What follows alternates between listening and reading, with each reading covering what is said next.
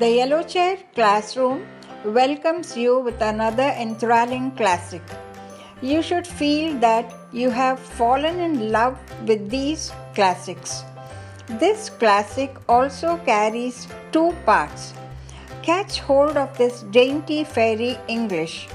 English is not a multifaceted scary giant. Go on practicing the language and make it into a puppet in your hands. Now hang on to the classic. Let me continue with this classic. None other than the classic by Beatrix Potter. Here I have to give you a small detail about Beatrix Potter, one of the best authors I came across. She makes the reader's head buzzing with ideas which brings the pictures alive. The tale of Timmy Tiptoes, about a little squirrel and his wife. And please don't miss the grammar part. Once upon a time, there was a little fat, comfortable grey squirrel called Timmy Tiptoes. He had a nest thatched with leaves in the top of a tall tree, and he had a little squirrel wife called Goody. Timmy Tiptoes sat out, enjoying the breeze. He whisked his tail and chuckled. Little wife Goody, the nuts are ripe. We must lay up a store for winter and spring. Goody Tiptoes was busy pushing moss under the thatch. The nest is so snug.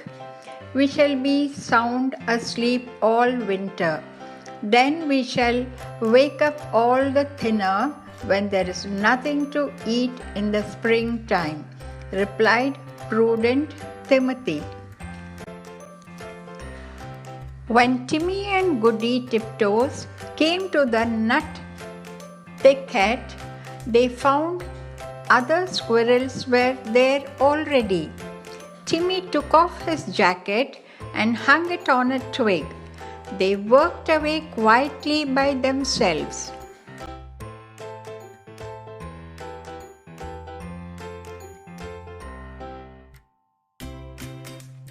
Every day they made several journeys and picked quantities of nuts.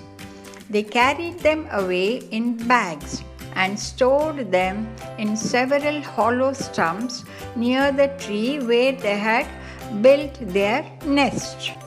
When these stumps were full, they began to empty the bags into a hole high up a tree that had belonged to a woodpecker. The nuts rattled down, down, down inside. How shall you ever get them out again? It's like a money box, said Goody. I shall be much thinner before springtime, my love, said Timmy Tiptoes, peeping into the hole. They did collect quantities because they did not lose them. Squirrels who bury their nuts in the ground lose more than half because they cannot remember the place. The most forgetful squirrel in the wood was called Silvertail. He began to dig and he could not remember. And then he dug again and found some nuts that did not belong to him. And there was a fight. And other squirrels began to dig. The whole wood was in commotion. Unfortunately, just at this time, a flock of little birds flew by from bush to bush, searching for green caterpillars and spiders. There were several sorts of little birds twittering different songs. The first one sang, "Who's been digging up my nuts? Who's been digging up my nuts?" And another sang, "Little bit of bread and no cheese, little bit of bread and no cheese." The squirrels followed and listened.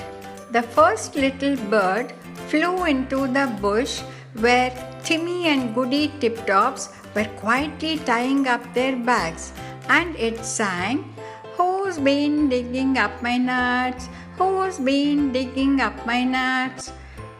Timmy Tiptoes went on with his work without replying. Indeed, the little bird did not expect any answer. It was only singing its natural song and it meant nothing at all. But when the other squirrels heard that song, they rushed upon Timmy Tiptoes and cuffed and scratched him and upset his bag of nuts.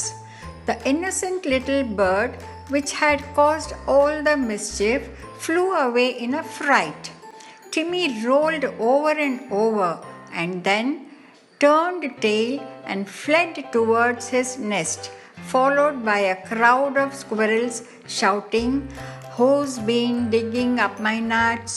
Who's been digging up my nuts?" They caught him and dragged him up the very same tree where there was the little round hole, and they pushed him in.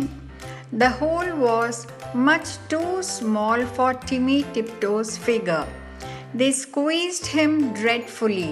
It was a wonder they did not break his ribs. "We will leave him here till he confesses," said Silvertail Squirrel, and he shouted into the hole, "Who's been digging up my nuts?" Timmy Tiptoes made no reply. He had tumbled down inside the tree upon half a peck of nuts belonging to himself. He lay quiet, stunned and still. Goody Tiptoes picked up the nut bags and went home. She made a cup of tea for Timmy, but he didn't come and didn't come. Goody Tiptoes passed a lonely and unhappy night. Next morning, she ventured back to the nut bushes to look for him, but the other unkind squirrels drove her away. She wandered all over the wood calling, "Timmy Tiptoes, Timmy Tiptoes, oh, where is Timmy Tiptoes?" In the meantime, Timmy Tiptoes came to his senses. He found himself tucked up in a little moss bed, very much in the dark, feeling sore. It seemed to be underground. Timmy coughed and groaned because his ribs hurted him. There was a chirpy noise, and a small striped chipmunk appeared with the night light and hoped he felt better. It was most kind to Timmy Tiptoes. It lent him its nightcap, and the house was full of provisions. The chipmunk explained that it had rained nuts through the top of the tree. "Besides, I found a few buried." It laughed and chuckled when it heard Timmy's story. While Timmy was confined to bed, it enticed him to eat quantities. "But how shall I ever get out through the hole unless I thin myself? My wife will be very anxious. Just another nut or 2 nuts.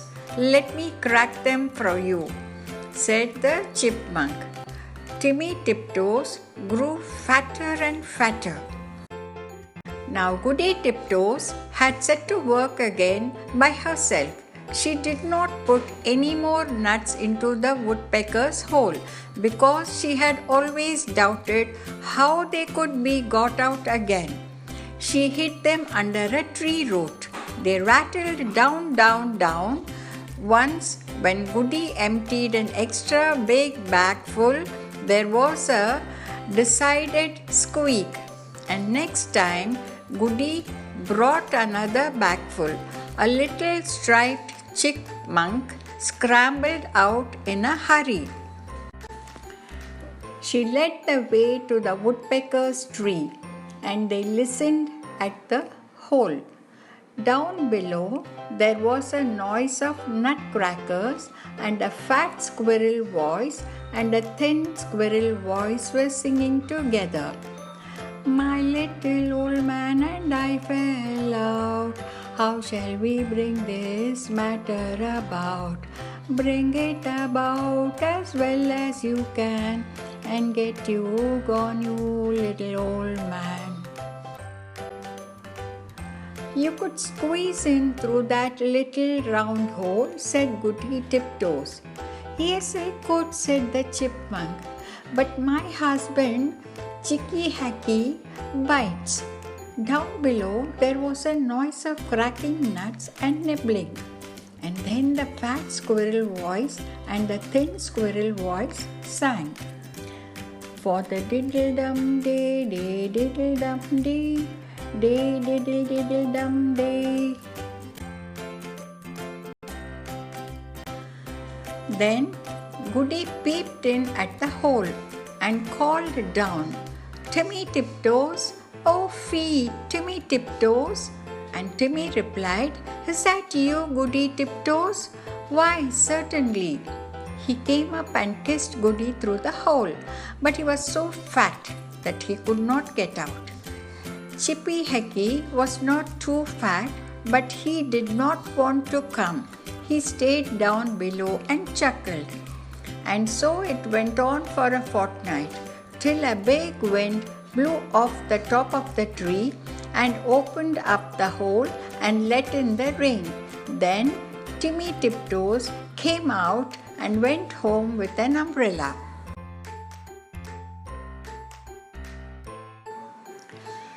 But Chippy Hacky continued to camp out for another week, although it was uncomfortable.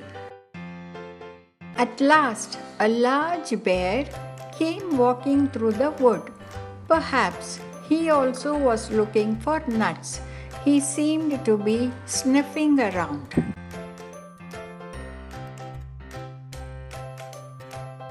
Chippy Hacky went home in a hurry. And when Chippy Hacky got home, he found he had caught a cold in his head, and he was more uncomfortable still. And now Timmy and Goody Tiptoes keep their nut store fastened up with a little padlock. And whenever that little bird sees the chipmunks, he sings, Who's been digging up my nuts? Who's been digging up my nuts? But nobody ever answers. Hope children, all of you enjoyed reading Timmy Tiptoes. Squirrels usually store nuts in tree holes and in burrows for the winter. They just eat and sleep and don't come out. They keep to themselves. But there are naughty squirrels, and not only that, squirrels don't remember where they have collected and kept. And so, whatever nuts comes on the way, it is taken off by the other squirrels also, just like Chippy Hacky.